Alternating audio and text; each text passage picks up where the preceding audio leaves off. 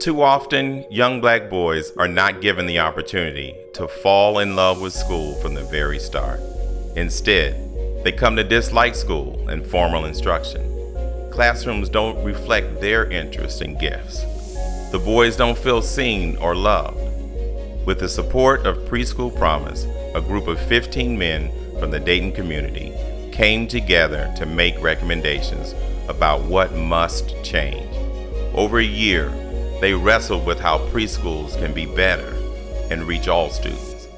I think that finding and exploring ways to help our young black males fall in love with learning early is worth our energy. When I first looked at the data and saw that it has not changed for over 10 years and was invited to spend some time exploring ideas with other African American men, I was excited. I said yes because at one point I was the student that they were talking about and feeling like I didn't quite belong in a space that everyone should always be welcomed into. As far as education goes, it wasn't necessarily something that was afforded to me, but something I had to take. It brought back a lot of negative emotions. It brought back a lot of memories and things that I realized that I probably pushed away. As we spent this time connecting and really engaging both one another and parents, we talked to teachers, we talked to the principals and the directors of the preschool programs. What excited me was the idea that we could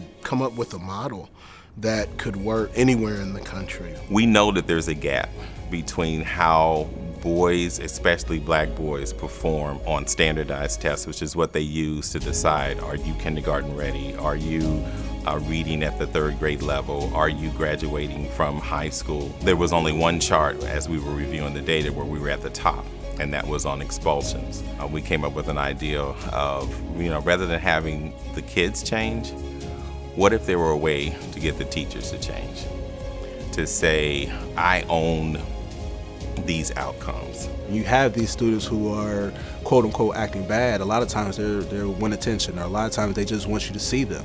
You want you to hear them, want you to say, hey, okay, what issue are you having today? How can we work on it together? We started designing a professional development cohort that we said, well, we don't have it all figured out, but let's not wait. And we were adamant about this beginning stage, that we're not going to blame others for the way in which our classrooms are being run. There was a little bit of pushback because it's not easy to hear that you may be part of the problem. But part of this process is you learn what it is that makes us better educators by turning inward and being willing to have these hard conversations. There are times that we don't understand biases that we may have, that we bring to the table, that stop us from going that extra step, from making that connection, for getting boys to be comfortable in the classroom. And I love that we're talking about equipping, right? It's not training, it's not you don't know what you're doing, it's nothing like that. We wanted to build in accountability and intentionality. Now we see a lot of ownership. They're saying, I'm doing a better job of this, or I'm trying that, as opposed to saying, well, they just don't learn, or they're not doing what we expect them to do. Well, one of the big things in our cohort that we're preaching is the concept of a toolbox. Everybody has their own toolbox, and what strategies or tools that they choose to put in their toolbox is going to be unique to them. We've got to get teachers vested in looking at the problem, owning it, and then wanting to do something about it. Well, you change the system, but you change the system by changing people. But I also love the black male presence, kind of mentors, recommendation. We're trying to encourage them to do is develop relationships with African American men, get them to come to your classroom. And so if we can get some type of relationship in your classroom so that kids at an earlier age can have interactions with African American men, we just think it's going to have a positive effect, not only on the boys, but on all the students in your class. Seeing that spark in a lot of the teachers and administrators, that's kind of what gives me hope. I've always said that classrooms seem to be designed for girls, that a lot of it is sit crisscross applesauce. And well, what if I don't want to cross my legs? What if I want to move and jump and do some other things?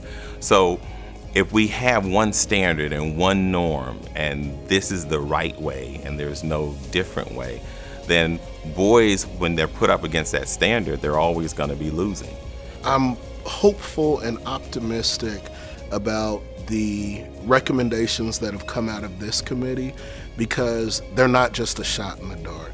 They're not just a Hail Mary. I am hopeful about the future because the feedback that we're getting from the teachers that are in the training or in the cohort is that they catch themselves and they're saying, wait, I wonder how that is going to affect the students in my class differently.